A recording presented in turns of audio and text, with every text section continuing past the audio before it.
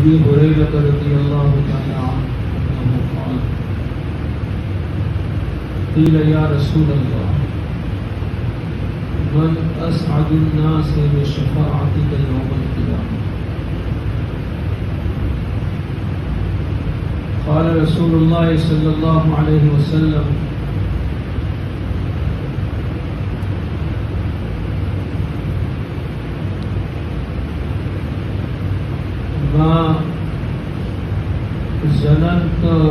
ما ظننت أن يسأل عن هذا رجل قبلك لما رأيت من حرصك على الحديث. وقال أسعد الناس بشفاعتي يوم القيامة من قال لا إله إلا الله خالصا عن قلبي أو كما قال صلی اللہ علیہ وسلم.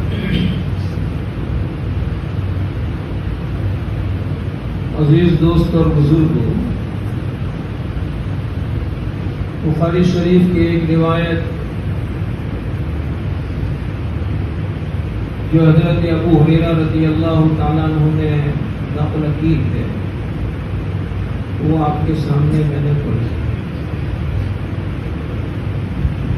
حضرت ابو ہریرہ رضی اللہ تعالیٰ عنہ کا امت پر بہت بڑا احسان ہے.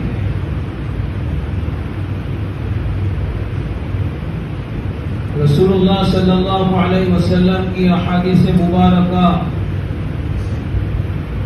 سب سے زیادہ امت کو جو پہنچی ہے وہ حضرت ابو ہریرہ رضی اللہ تعالیٰ عنہ کے واسطے سے پہنچی.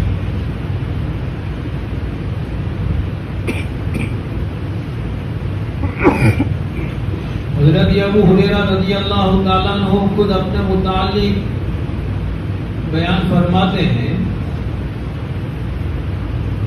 یا الناس یقولون اکثر ابو ہریرہ، لوگ یہ کہتے ہیں کہ ابو ہریرہ بہت زیادہ حدیثیں بیان کرتے ہیں،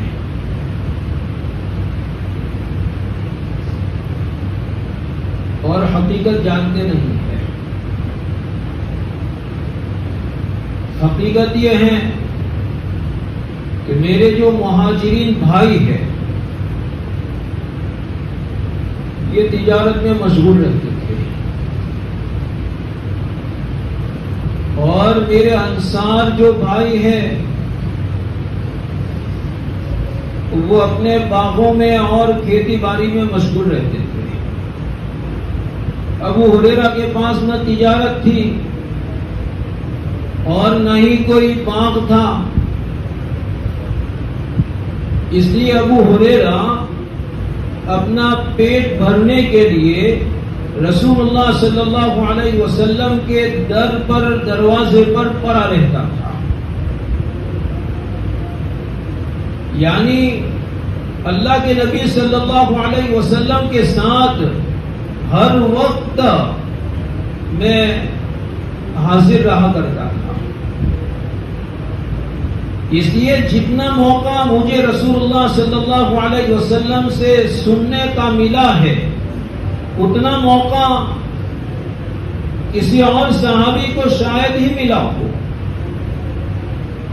اب سوال پیدا ہوتا ہے کہ موقع تو ملا ہے لیکن اتنا سارا یاد کیسے رکھا؟ تو بخاری میں اس کے بعد ہی دوسری روایت میں اس کا جواب ذکر کیا گیا ہے کہ حضرت ابو ہریرہ رضی اللہ تعالیٰ عنہ فرماتے ہیں کہ میں نے ایک دن اللہ کے نبی صلی اللہ علیہ وسلم سے فریاد کی کہ میں آپ سے بہت سی باتیں سنتا ہوں لیکن میں بھول جاتا ہوں.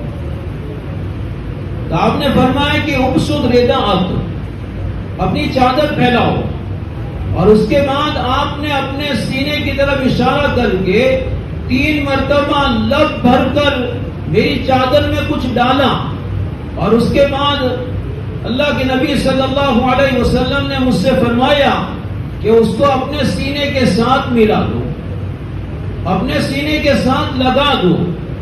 جب سے میں نے اللہ کے نبی صلی اللہ علیہ وسلم کی دی ہوئی یہ روحانی عطائیں اپنے سینے کے ساتھ لگائی تب سے آج تک اللہ کے نبی صلی اللہ علیہ وسلم سے جو کچھ سنا ہے کوئی ایک لفظ بھول نہیں پایا. اور آگے ابو ہریرہ فرماتے ہیں کہ ابھی تو میں نے جو ہے وہ ایک تھیلا کھولا ہے, اللہ کے نبی صلی اللہ علیہ وسلم سے حفظت وعاءین, 2 تھیلے بھر کر یعنی 2 قسم کے مضامین میں نے سنے ہیں. احکام کے متعلق, فضائل کے متعلق جو مضامین ہیں میں نے ذکر کیے ہیں. ابھی کچھ راز کی باتیں جو آپ نے مجھے بتلائی ہے, اگر میں یہ بیان کر دوں تو ابو ہریرہ کا گلا کاٹ دیا جائے. یہ امت پر بہت بڑے محسن حضرت ابو ہریرہ رضی اللہ تعالیٰ عنہ ہے. اس روایت میں بھی حضرت ابو ہریرہ رضی اللہ تعالیٰ عنہ کی خاص شان اللہ کے نبی صلی اللہ علیہ وسلم نے بیان فرمائی ہے. حضرت ابو ہریرہ رضی اللہ تعالیٰ عنہ فرماتے ہیں کہ رسول اللہ صلی اللہ علیہ وسلم کے پاس ایک آدمی نے یہ سوال کیا کہ قیامت کے دن آپ کی شفاعت پا کر سب سے بڑا سعادت مند انسان, سب سے بڑا خوش نصیب انسان کون ہوگا؟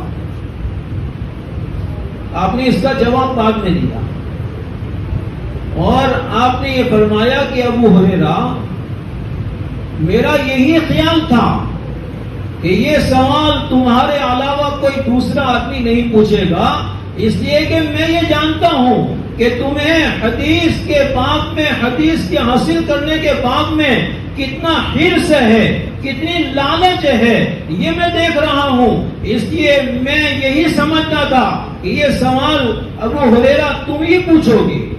یہ رجلن جو کہا کہ ایک آدمی نے, تو اس سے مراد حضرت ابو ہریرہ کی خود اپنی ذات ہے. راوی اپنے آپ کو کبھی چھپا دیتا ہے جس کی وجہ سے وہ رجلن کہہ کر بیان کرتا ہے, حالانکہ یہاں پر سوال کرنے والے خود حضرت ابو ہریرہ رضی اللہ تعالیٰ. اور اس کے بعد آپ نے فرمایا, جواب دیا کہ اسعد الناس بشفاعتی یوم القیامہ من قال لا الہ الا اللہ خالصا عن قلبہ, کہ قیامت کے دن میری شفاعت پانے والا, شفاعت پا کر سب سے بڑا خوش نصیب انسان وہ ہوگا جس نے دل کی گہرائی اور دل کی سچائی کے ساتھ اور اخلاص کے ساتھ لا الہ الا اللہ جو ہے وہ پڑھا ہو. یعنی جس نے دل کی گہرائی کے ساتھ ایمان قبول کر لیا ہو. صرف لا الہ الا اللہ مقصود نہیں ہے. احادیث مبارکہ میں جہاں پر بھی یہ ذکر کیا کہ من قال لا الہ الا اللہ دخل الجنہ, من کان آخر کلامہ لا الہ الا اللہ دخل الجنہ, تو ان تمام جگہوں پر پورا کلمہ مراد ہے, صرف لا الہ الا اللہ نہیں. لا الہ الا اللہ جو ہے وہ کلمہ پورا نہیں ہو سکتا جب تک کہ محمد الرسول اللہ کا جو ہے اس کے ساتھ جوڑ نہ ہو. رسول اللہ صلی اللہ علیہ وسلم کی زندگی یہ لا الہ الا اللہ کی ترجمان ہے, لا الہ الا اللہ کا گائیڈ یہ محمد الرسول اللہ ہے. اس لیے محمد الرسول اللہ جو ہے وہ ملائے بغیر کلمہ جو ہے وہ پورا نہیں ہو سکتا ہے. قرآن پاک میں بھی جہاں پر یہ ذکر کیا گیا کہ لا الہ الا اللہ, وہاں پر بھی صرف لا الہ الا اللہ مراد نہیں ہے. فَعْلَمْ أَنَّهُ لَا إِلَهَ إِلَّا اللَّهُ سورہ محمد میں ہے, وہاں پر بھی یہی مراد ہے کہ لا الہ الا اللہ کے ساتھ محمد الرسول اللہ جو ہے وہ جوڑنا ہوگا. لا الہ الا اللہ یہ ادھورا کلمہ ہے, محمد الرسول اللہ جب جوڑ دیا جائے تو اس صورت میں یہ کلمہ جو ہے وہ پورا ہوتا ہے. لا الہ الا اللہ کی تفسیر ہی رسول اللہ صلی اللہ علیہ وسلم کی ذات ہے کہ لا الہ الا اللہ کی کیا تقاضے ہیں, وہ محمد الرسول اللہ صلی اللہ علیہ وسلم نے اپنی عملی زندگی کے ذریعے امت کے سامنے اس کو پیش کیا ہے. صرف لا الہ الا اللہ کوئی آدمی سمجھنا چاہے, محمد الرسول اللہ کو اس سے الگ کر کے وہ لا الہ الا اللہ کی حقیقت کو نہیں سمجھ سکتا.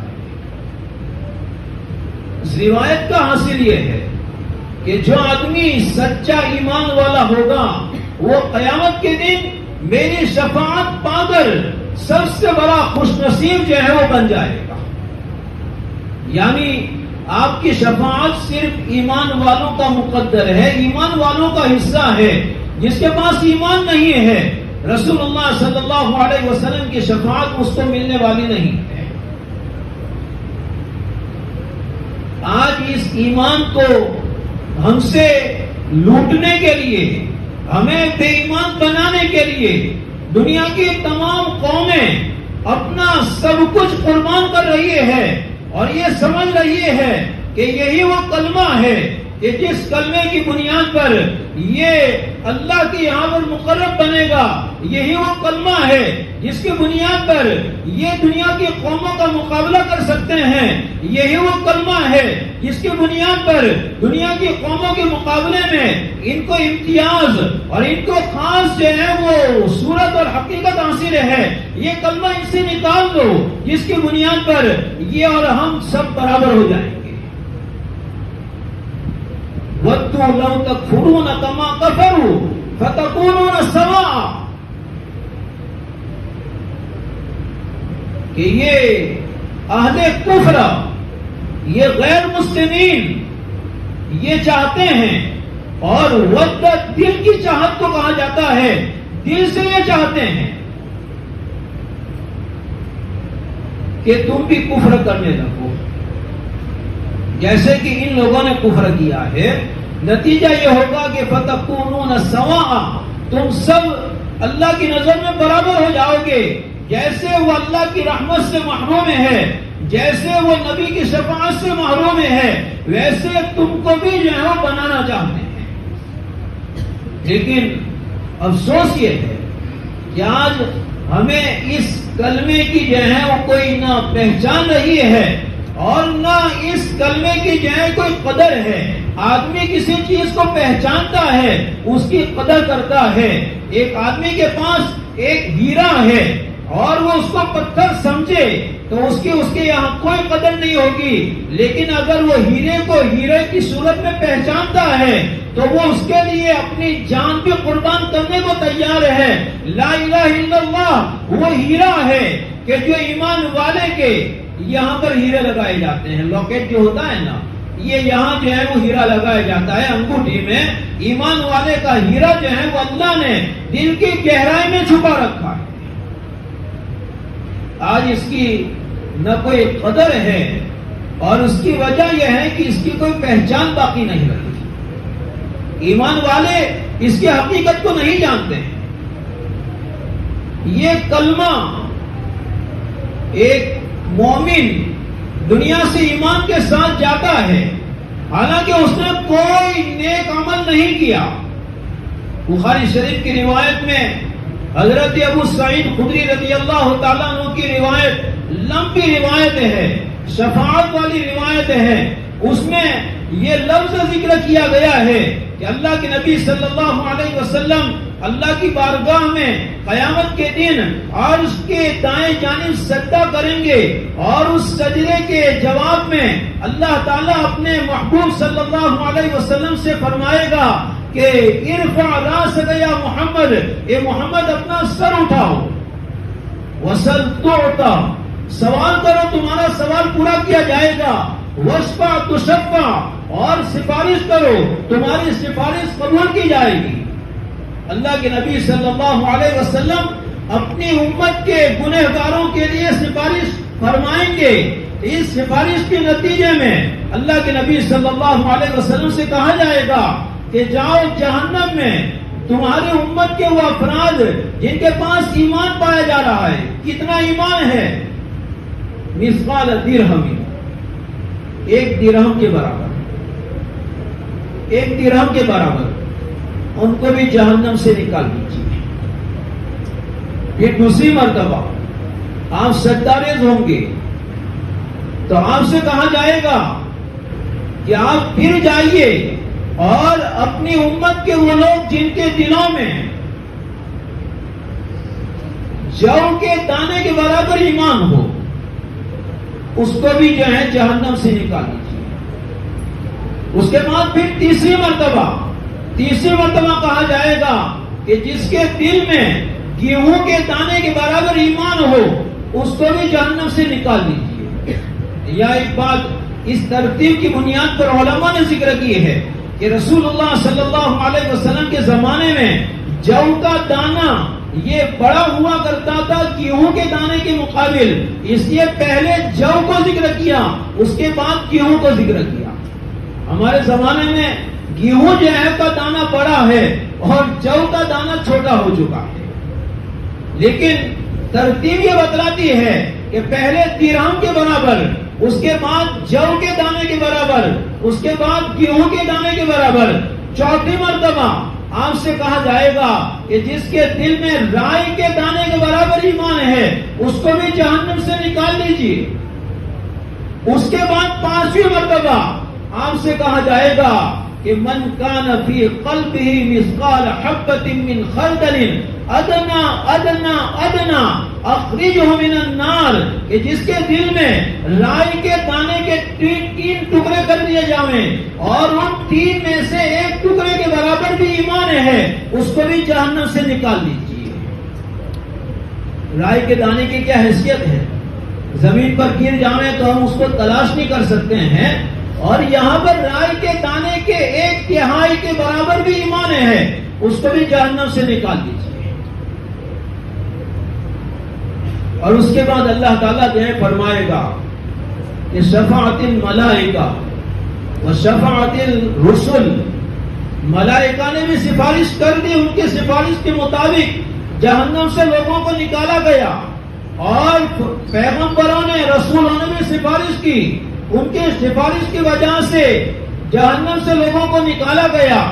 اب ما بقی الا الرحمن، اب رحمان جو ہے باقی رہ گیا ہے، اور وہ رحمان اب خود اپنے آپ جہنم سے ایسے لوگوں کو نکالے گا کہ جن کے دلوں میں پایا جانے والا ایمان نہ فرشتے پہچان سکے، نہ پیغمبر پہچان سکے، اس کو صرف لا یعلمها الا الرحمن، لا یعلمه الا الرحمن، اس ایمان کو صرف اللہ جانتا ہے۔ اور پھر اللہ تعالیٰ اپنی شان ایک مٹھی بھر کر جہنم سے جو ہے وہ ایک جماعت کو نکالے گا۔ ہماری مٹھی کتنی ہے؟ اتنی ہے۔ اللہ کی شان بہت بڑی ہے، اللہ کی جو ہے وہ مٹھی سے مراد اللہ تعالیٰ اپنی شان کے مطابق ایک بہت بڑی جماعت کو جہنم سے نکالے گا، اور ان کو جنت کے دروازے پر ایک نہر ہے جس کو نہر الحیات کہا جاتا ہے، اس میں ان کو جو ہے وہ کھودا دیا جائے گا۔ جہنم میں جل کر یہ پورا کوئلہ ہو چکے ہوں گے، لیکن ان اللہ تعالی حرم علی النار، کہ جہنم پر اللہ نے، جہنم کی آگ پر اللہ نے حرام قرار دیا ہے، یعنی ناممکن قرار دیا ہے، امپاسبل جو ہے یہ بات ہے کہ جہنم کی آگ ایمان کو کھا جائے، نہیں، تو اللہ تعالیٰ اس ایمان کو پہچانیں گے۔ اور حضرت ابو سعید خدری رضی اللہ تعالیٰ عنہ کی روایت میں یہ ہے کہ اللہ تعالیٰ ان کو نکالیں گے تو پورا کوئلہ ہو چکے ہوں گے، صرف ایمان کے برابر ایک نقطہ جو ہے وہ ایسا ہوگا جو چمکدار، جس کو صرف اللہ ہی جو ہے پہچان سکے گا، اور ان کو جو ہے وہ نکال کر نہر الحیات میں، جو جنت کے دروازے پر ایک نہر ہے، اس میں ان کو کھودا دیا جائے گا۔ جب وہ نکلیں گے تو ان سے خوبصورت جو ہے کوئی نظر نہیں آئے گا، اور ان کو جنت میں داخل کر دیا جائے گا۔ اس کے بعد ایک آدمی ایسا ہوگا جو حضرت ابو ہریرہ کی روایت میں بھی ذکر کیا گیا، حضرت ابو سعید خدری رضی اللہ تعالیٰ عنہ کی روایت میں بھی ذکر کیا کہ آخر الناس خروجا من النار وآخر الناس دخولا فی الجنہ، جہنم سے سب سے اخیر میں جس کو نکالا جائے گا اور جنت میں سب سے اخیر میں جس کو داخل کیا جائے گا، اس کی حالت یہ ہوگی کہ وہ جہنم میں ہوگا۔ اللہ تعالیٰ اللہ تعالیٰ سے کہے گا کہ جہنم کی آگ نے میرے چہرے کو جھلسا دیا ہے، اس لیے مجھے ذرا جہنم کے کنارے دروازے تک لے آؤ۔ اللہ تعالیٰ دروازے تک لے آئے گا، اس کے بعد اس کا چہرہ تو جہنم کی طرف ہی ہوگا لیکن وہ کنارے پر آ چکا، پھر وہ اللہ سے کہے گا جہنم سے نکال کر باہر، تو اللہ کہے گا کہ ماں اغدرک یا ابن آدم، اے آدم کے بچے تو بہت غدار ہے، اس لیے کہ تو نے مجھ سے پہلے کہا تھا اس کے بعد میں کوئی سوال نہیں کروں گا، اب تو سوال کر رہا ہے کہ نکال دے۔ اللہ تعالیٰ پھر جو ہے وہ کچھ وقفہ کر کے اس کو جہنم سے نکال دیں گے، لیکن ابھی جنت میں داخل نہیں کیا گیا۔ پھر وہ کہے گا کہ جنت کے دروازے تک لے جا، تو اللہ تعالیٰ جو ہے اس کو جنت کے دروازے تک لے آئے گا، پھر وہی کرے گا، کہے گا کہ تو بہت بڑا غدار ہے۔ پھر کچھ وقت گزرے گا، پھر اللہ سے وہ کہے گا کہ مجھے جنت میں جو ہے داخل کر دے، تو اللہ تبارک و تعالیٰ جو ہے فرمائے گا جا جنت میں داخل ہو جا، تو وہ جنت کو جو ہے دیکھے گا تو اس کو جنت نظر آئے گی کہ پوری بھری ہوئی ہے، کوئی جگہ نہیں ہے، تو وہ اللہ سے کہے گا اتستہزئ بی وانت رب العالمین، آپ رب العالمین ہو اور میرا مذاق کر رہے ہو، جہنم سے نکالنے کے بعد میں مجھے غدار کہہ رہے تھے اور اب سیدھا کہہ رہے ہیں کہ جنت میں چلا جا، اور جنت دنیا کا 10 گنا جنت تجھے دی جا رہی ہے، تو وہ کہے گا کہ آپ میرا مذاق کر رہے ہو۔ اللہ فرمائے، یہ اللہ کے نبی صلی اللہ علیہ وسلم نے جو بیان فرمایا، آپ مسکرائے کہ اللہ تعالیٰ کی شان کیسی عجیب و غریب ہے کہ اللہ تعالیٰ سے یہ بندہ کہہ رہا ہے کہ آپ اتنے بڑے شان والے اور میرا مذاق کر رہے ہو۔ اللہ فرمائے گا کہ جا جنت میں، تو جا، جگہ خود بخود ہو جائے گی اور اس کو جو ہے وہ دنیا کا 10 گنا دیا جائے گا۔ یہ کون ہے؟ وہ آخری جو ہے وہ انسان ہے جو جہنم سے نکال کر جنت میں داخل کیا جائے گا۔ یہ صرف کس کی بنیاد پر؟ حالانکہ اس سے اوپر والے طبقے بھی وہ ہیں جو حضرت ابو سعید خدری رضی اللہ تعالیٰ عنہ کی روایت میں ذکر کیا گیا کہ لم یعمل خیرا قط، انہوں نے اپنی زندگی میں کبھی بھی کوئی نیک کام نہیں کیا ہے، تو اس کا درجہ تو اس سے بھی گیا گزرا ہے، لیکن اس کے باوجود صرف ایمان کی بنیاد پر اللہ تبارک و تعالیٰ اس کو جو ہے وہ دنیا کا 10 گنا جو ہے وہ جنت عطا فرمائیں گے۔ یہ ایمان ہے، یہ ایمان ہے، اور اس ایمان سے آج ہم لوگ غافل ہیں۔ ہمارے علاقے میں، ہمارے اطراف و جوانب میں ہماری بیٹیاں غیروں کے بستر کی زینت بنی ہوئی ہے، غیروں کے گھر کی زینت بنی ہوئی ہے، باقاعدہ ان کو جو ہے وہ اس چال میں پھنسایا جا رہا ہے۔ ماں باپ غافل بیٹھے ہوئے ہیں اور امت کے ذمہ دار غافل بیٹھے ہوئے ہیں، اور وہ سمجھ رہے ہیں کہ جس کے مقدر ہے ایمان وہ بچے گا۔ ہاں بات یہ صحیح ہے، لیکن ہماری بھی کوئی ذمہ داری بنتی ہے۔ کسی اور کی ذمہ داری ہم نہ نبھا سکے، اپنی اولاد کی تو ذمہ داری ہم نبھا سکتے ہیں۔ ہم اپنی اولاد کو اپنے ہاتھوں کفر کے حوالے کر رہے ہیں، اپنے ہاتھوں۔ انگلش میڈیم والے سنیں، انگلش میڈیم میں یہ جو بچے بھیجے جاتے ہیں ان سے باقاعدہ غیروں کے طریقے کے مطابق پوجا پاٹ کروایا جا رہا ہے۔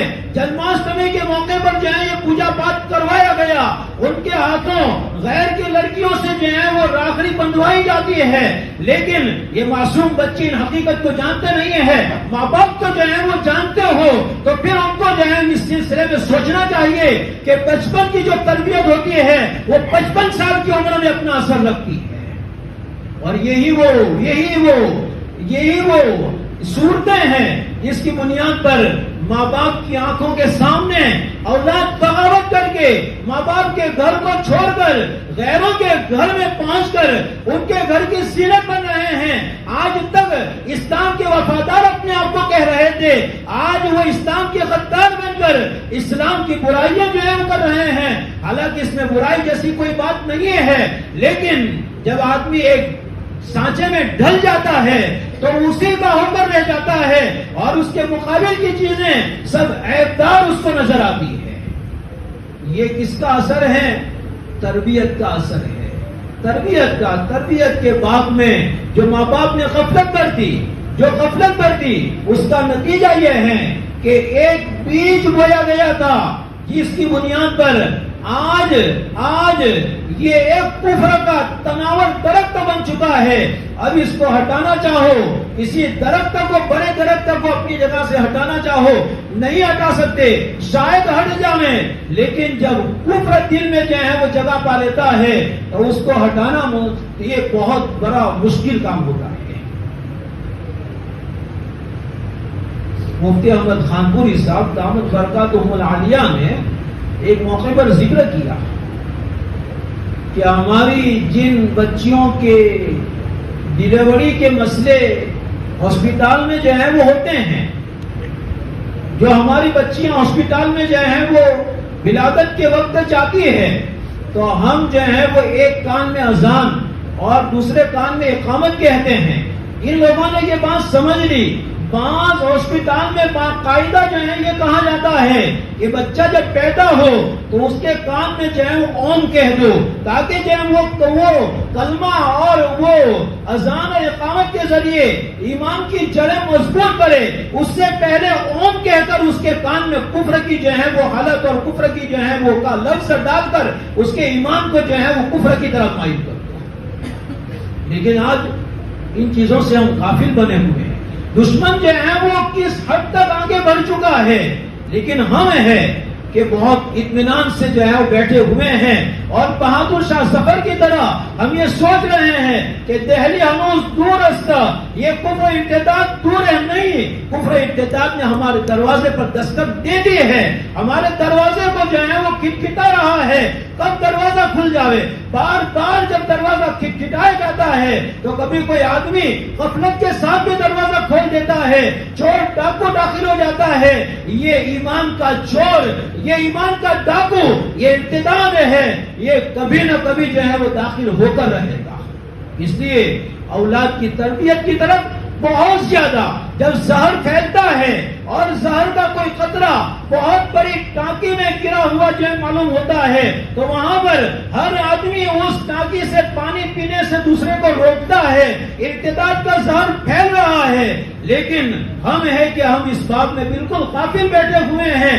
وہاں مادی حیات اور جسمانی حیات کے لیے ہمیں اتنی فکر ہوتی ہے کہ روحانی حیات کے باب میں، ایمان کے بچانے کے باب میں یہ زہر کے اڈے ہیں، یہ کفر کے اڈے ہیں، یہ جو میڈیم انگلش کا نظام ہے جہاں پر باقاعدہ سرسوتی دیوی کی پوجائیں کروائی جاتی ہے، اور وہاں پر ان کے جو ہے وہ تہوار کے موقع پر یہ پوجا پاٹ کروائے جا رہے ہیں۔ ماں باپ یہ سب جانتے ہیں اور ماں باپ کو بھی وہاں شریک کیا جاتا ہے، لیکن اس کے باوجود احساس انسان مرتا نہیں ہے، اس کے دل کے احساس مر جاتے ہیں۔